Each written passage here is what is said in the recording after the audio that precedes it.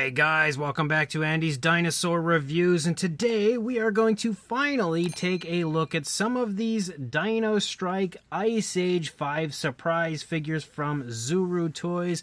These have actually been out for a little bit, but because there weren't any new species, I chose not to really partake in them at first, and I've actually had numerous requests for me to check these out, so I finally got a hold of some because when I was at my Walmart recently, I noticed that they actually had them on clearance, at basically 50% off. I really couldn't say no to a few of these at $3 each, and I figured it would make a fun video at the very least. You can see, as far as the packaging goes, pretty much what you would expect, except we've got a dinosaur breaking through some ice and stuff over here on this side, and as you can see, there are 9 to collect, so even if all of these are different, it's still not going to be the full line, but I'm not really too worried about it. I basically just got a couple of them because I figured they could be fun, and since they were fairly cheap, I decided to just grab them. And if for some reason I like them even more than I'm expecting, I could always grab them from Target. I believe they're still at Target.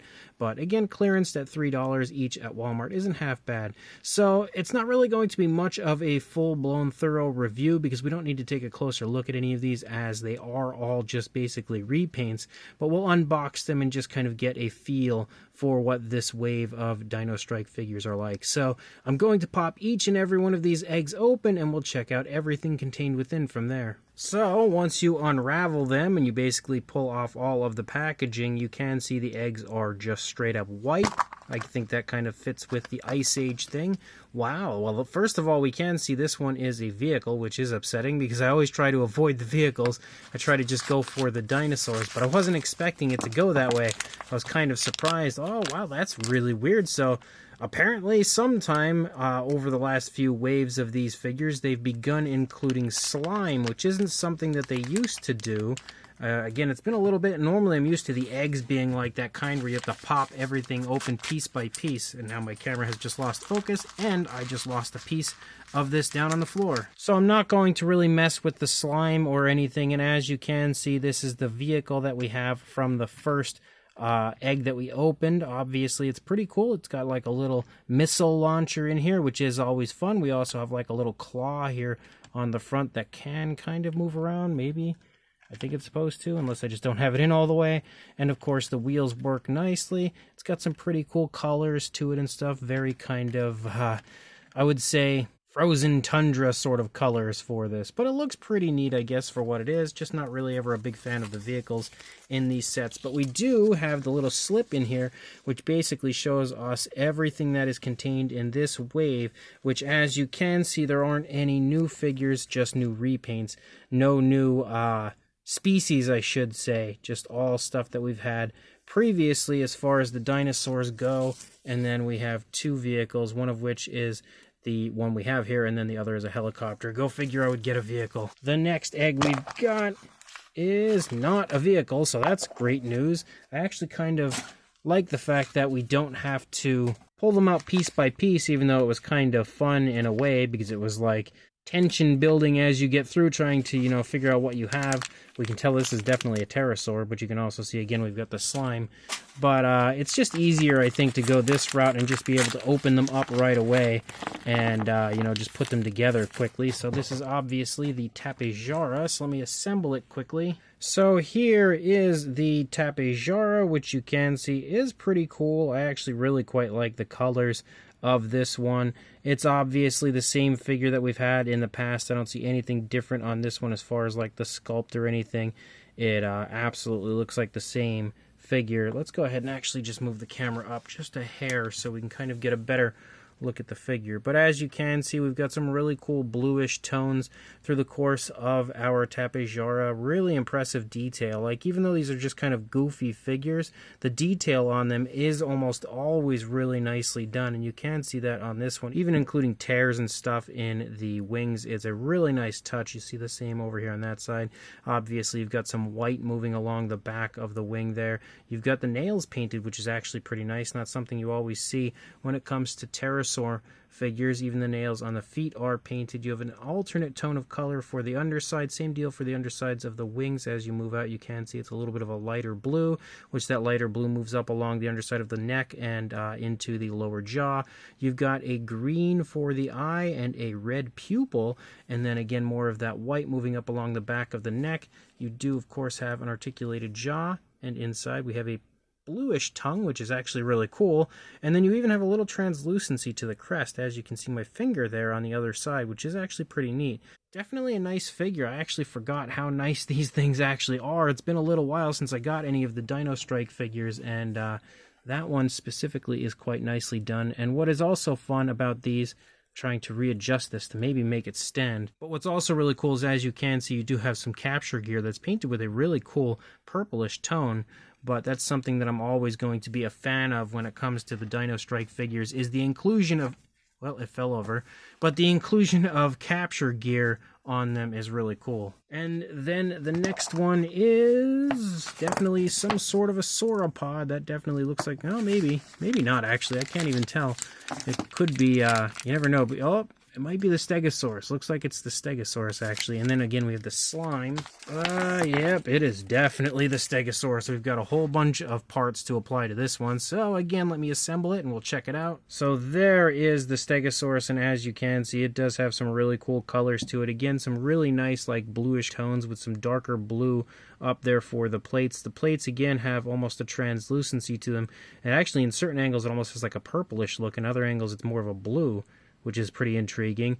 We can see the Thagomisers are painted, which is nice. The Pterosaur just fell over again, so clearly that thing does not like to stand. We do have that kind of injury look that they often give their figures, where we have like purples kind of applied to certain spots to sort of insinuate injuries. You can see a little bit of a darker blue in the eye area. Same color eye paint, as we've got a red eye, or a red pupil, I should say, with a yellow eye. Maybe it's a green eye. The other one was a green, kind of looks like it's pretty much the same colors. And you can see a green for the beak of the Stegosaurus. And yes, we do have nails painted. So you can't, dare deny the fact that they actually do give you some decent paint apps on their figures. Like, they do give you fully painted figures, unlike what we get sometimes from Mattel.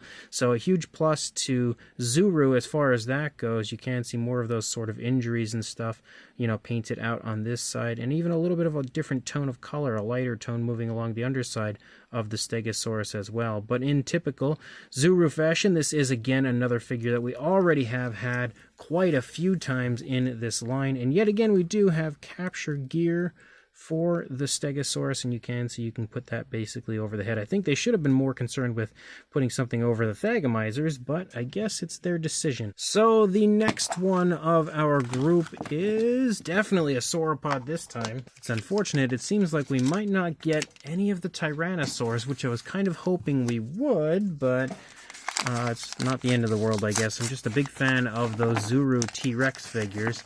So let's figure out which one we've got. Looks like the Brachiosaurus. Yeah, definitely the Brachiosaurus. So again, I've got to assemble this guy. He's usually got quite a few pieces.